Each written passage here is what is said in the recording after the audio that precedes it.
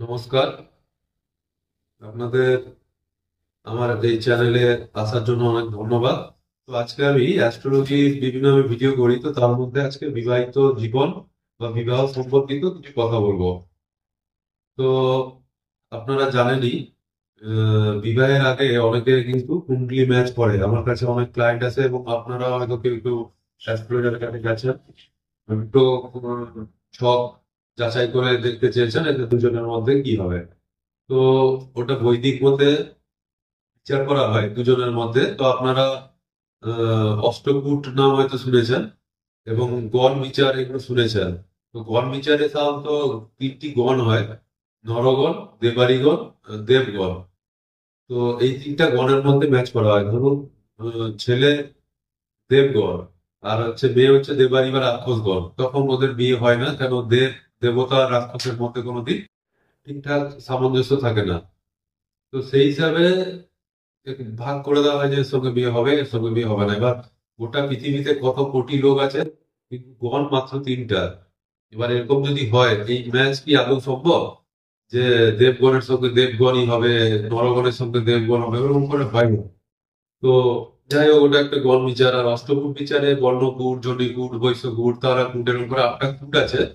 তো এই 8টা পরীক্ষা বলতে পারেন। 8টা পরীক্ষায় প্রত্যেকটা কিছু কিছু করে নাম্বার আছে। তো টোটাল মার্কস হচ্ছে 36। বা 36 এর মধ্যে 18-র উপরে পেলে নাকি ওরা বিয়ে করতে পারে, 20-23-এর উপরে পেলে ওকে গুড, আর যদি 30-32-এর উপরে পায় তাহলে রাজযোগ। তো আমার কাছে আসা ক্লায়েন্টের আমি কথাবার্তা শুনে বুঝতে পারি ওদের রাজযোগ হয়েছিল বিয়ের আগে, যখন ওরা কুণ্ডলী মিলান করেছিল, কিন্তু তারপরে ডিভোর্স হয়ে গেছে বা ডিভোর্স হবে কিনা জানতে আসছে। ওদের মধ্যে কোনো বন্ডিং নেই। তো এই হচ্ছে জটক বিচারের হিস্ট্রি। তো এইভাবে করেই এতদিন চলে আসছে।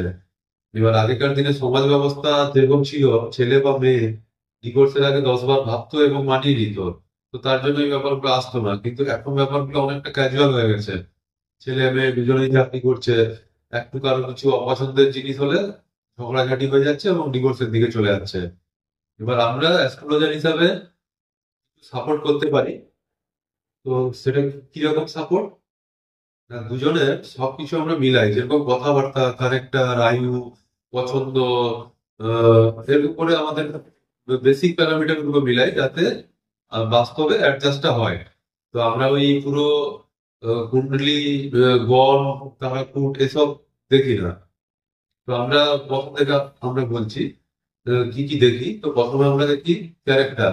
তো ক্যারেক্টার একজন ধরে নিই, কোন একটা ব্যক্তির আদৌ ক্যারেক্টার, সে একটু স্পাইসি খাবার ভালোবাসে, রেস্টুরেন্টে যখন তখন যেতে ভালোবাসে, বাসি মাংস হলেও কোনো অসুবিধা নেই, ফ্রিজে রেখে রেখে খায়, রং বেরঙের জামা কাপড় পরে, জুতো পরে। আর একজন হচ্ছে ধরো কেতুর ক্যারেক্টার, ও হচ্ছে ঘরে থাকতে ভালোবাসে, ওর কোনো ফ্যাশন নাই, একটা ড্রেস পরছে তো পরেই যাচ্ছে, বা 3-4টা ড্রেসের মধ্যে অল্টার করে করে পুরো সারা বছর চলে। বা কেউ ধরো স্যাটার্ন মানে শনির কেউ ধরো ব্যক্তি, তো ও হয়তো কথাবার্তা সমস্ত নিয়ম শৃঙ্খলার মধ্যে চলতে চায়, ডিসিপ্লিন মানায়, কিন্তু রাহু হচ্ছে ডিসিপ্লিন বেকার, সবকিছু ডিসিপ্লিন নিয়ম কানুন ভাঙলেও ওর ভালো লাগে, গতানুগতিক ওরা থাকতে চায় না। তো সেক্ষেত্রে দুজনের মধ্যে অ্যাডজাস্ট এমনিতেই হবে না। এরকম আরো অনেক কম্বিনেশন আছে, তো আমি একটু উদাহরণ দিয়ে বললাম। তো প্রথম তাহলে ক্যারেক্টার দেখি, তারপরে আমরা দেখি পরিবার, খাদ্যাভ্যাস, কথাবার্তা।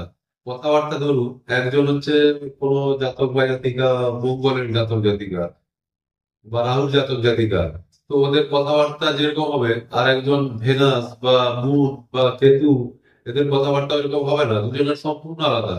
রাহু মঙ্গলের জাতক জাতিকারা অ্যাগ্রেসিভ ভাবে কথা বলবে, জোর দিয়ে কথা বলবে, করবোই তো করবো মঙ্গলের জাতক জাতিকারা। কিন্তু ভেনাস রোমান্টিক কথাবার্তা, সব কথাবার্তা বলতে ভালোবাসে। তারপরে ধরুন মুন, যারা জাতক জাতিকা চন্দ্রের, ওরা ইমোশনাল কথাবার্তা বলতে ভালোবাসে। তো দুজনের কথার মধ্যে ম্যাচ হবে না, ওখান থেকে অশান্তি সৃষ্টি হতে পারে। খাওয়া দাওয়া, কেউ হয়তো সেদ্ধ শাকসবজি জাতীয় খাবার খেতে ভালোবাসে, বেশি রিচ খাবার খায় না, যেটাতে শরীর ভালো থাকবে সেরকম খাবার খেতে চায়। আবার কেউ হয়তো একদম চটপটা, মিষ্টি, এইসব জাতীয় খাবার বেশি পছন্দ করে। তো দুজনের মধ্যে খাওয়া দাওয়া মিল হবে না। তো আমরা এরকম করে অনেক রকম দেখি। এবার একটাকেই যে গুরুত্ব দিয়ে বলে দিই যে বিয়ে করা যাবে না, সেরকম ব্যাপারটা নয়। ধরো বাকি ম্যাক্সিমাম মিলে যাচ্ছে, শুধু খাওয়া দাওয়াটা মিলছে না, আর কথাবার্তা একটু মিলছে না, এই নয় যে বলবো যে না বিয়ে করা যাবে না। আমরা আরো অনেক কিছু দেখি, যেরকম আরো দেখি আমরা ইনকাম, ধরো ছেলেদের মেনলি ইনকামটা আমরা দেখি, মেয়েরা অনেকে এখনকার দিনে ইনকাম করে, তবুও আমরা ছেলেদের আর্থিক অবস্থা, বাড়ির অবস্থা হোক, চাকরি বাকরি করলে তার কেমন কি, যে ভবিষ্যতে অর্থ থাকবে না, লোন লোনে জর্জরিত হবে না, কিছু ফ্রড হবে ওর সঙ্গে, এইসব ব্যাপারগুলো কিছু একটা অনুমান আমরা করতে পারি। তো ওইগুলো আমরা দেখে নিই। তারপরে দেখি আয়ু, রোগ ব্যাধি। তো সবকিছু ঠিক আছে, দেখা গেল ছেলেটার বা মেয়েটার একটা কোনো বড় জটিল রোগ আছে, বা আহ, বংশজনিত কোনো রোগ আছে, যেটা ও অলরেডি বয়ে নিয়ে আসছে, বলতে চাইছে না, লুকাচ্ছে, এরকম অনেক কিছু হতে পারে। তো এগুলো দেখার পর আমরা যদি কারোরই দেখি আয়ু খুব কম, বা ধরো রোগ ব্যাধি প্রচুর আছে, হসপিটালাইজেশনের যোগ আছে, অ্যাক্সিডেন্টের যোগ আছে, তাহলে আমরা বলবো যে না, এগোনোই ভালো। তারপরে যদি ওনাদের ইচ্ছা, যা করবেন। তারপরে প্রফেশনাল লাইফ কেমন থাকবে। তো প্রফেশনাল লাইফ একটা বড় জায়গা, প্রফেশনাল লাইফ ভালো থাকলে বাড়ির পরিবেশও ভালো থাকে। তারপরে হচ্ছে আমরা বেড প্লেজারটাও দেখি, দুজন দুজনের চাহিদা কেমন টাইপের হবে ওটাও আমরা অনুমান করতে পারি। তো সেই দিক থেকেও অনেক এখন সমস্যা হচ্ছে, তো সেটাও আমরা দেখি। এইসব এত কিছু ম্যাচ করার পরে তারপরেও দেখি যে ছেলেটার প্রেম করে বিয়ে না মেয়েটার প্রেম করে বিয়ে, দুজনের মিলছে কিনা, সবকিছু দেখি। তো তারপরে কিছু কানেকশন আছে, ডিভোর্সের কানেকশন, ঝগড়ার কানেকশন, সেটা আছে কিনা, সবকিছু দেখে তারপরে আমরা ফাইনাল ডিসিশন দিই যে ইউ মে প্রসিড, মানে বলতে পারবো কিনা আর কি। তো এরকম একটা আমাদের মধ্যে কেপি অ্যাস্ট্রোলজিতে, বিশেষ করে আমরা মডার্ন অ্যাস্ট্রোলজার যারা, মডার্ন অ্যাস্ট্রোলজি যারা করি, তারা এইভাবেই আমরা বিচার করি। প্রত্যেকটা পুরো ঘর, স্বভাব, চরিত্র, বৈশিষ্ট্য সবকিছু দুজনের সঙ্গে মোটামুটি ম্যাচ হবে কিনা দেখে তারপরে আমরা ডিসিশন দিই।